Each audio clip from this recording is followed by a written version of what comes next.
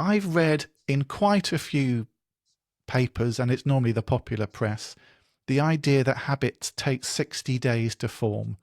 Where does that idea come from, and is it true?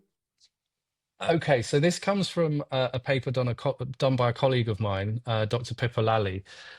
What she did in her paper, it was published in 2010. She recruited 96 participants on the basis that they wanted to make changes to their health behavior. So they either wanted to do more physical activity or drink more water, or eat a healthier diet. And for each of these participants, she had them form a particular plan of when they encounter a particular cue that they had identified, and one that only occurs once a day but every day, when they encounter that cue, they will do the behavior that they've chosen. Um, and so for the next 12 weeks, the participants had to log into a study website every day and report, first of all, did they do the behavior on the previous day? And if they did, how automatic did it feel? In other words, how habitual did it feel?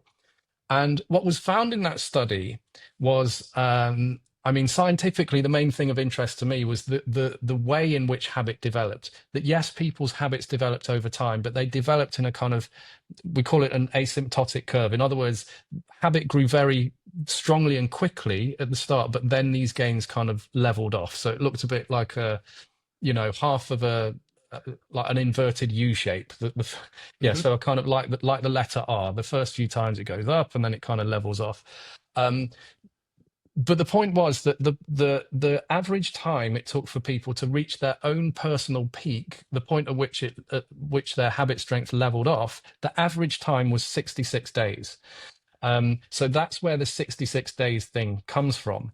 But there are huge caveats to that particular study. And Pippa Lally would say this herself as well, that first of all, that was just an average. Among these 96 participants, one person reached their peak in 18 days. Another person didn't reach their peak at all in the 84-day period, but it was forecast if they kept going, after 254 days, they would get there. So there was massive variation. Also, the level at which habit peaked was quite different for different people. So this was based on people's responses to a question saying, this behavior is something that is automatic for me. To what extent do you agree or disagree with that statement?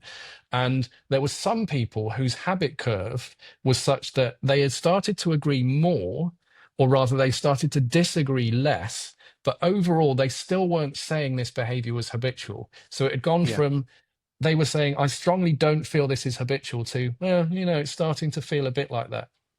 So a lot of these people who supposedly formed habits actually were just saying it's feeling a bit more habitual now. So it's very difficult when you look at the kind of nuances of that. It's very difficult to say this is how long it takes to form a habit, because we think it differs according to characteristics of the person, characteristics of the behavior that they're doing. If it's a simpler behavior, it's probably going to become habitual more quickly, or maybe it will reach a higher peak, and probably the environment as well. The stability of the environment.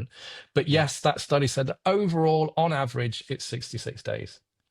And you can sort of see that papers are very good at picking out a very simple headline like that and sort of running with it rather than the complications.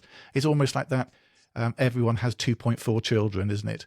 That's the Yes. average. Nobody in the world has 2.4 children, but the average is 2.4 children. So what Yeah. does it really mean?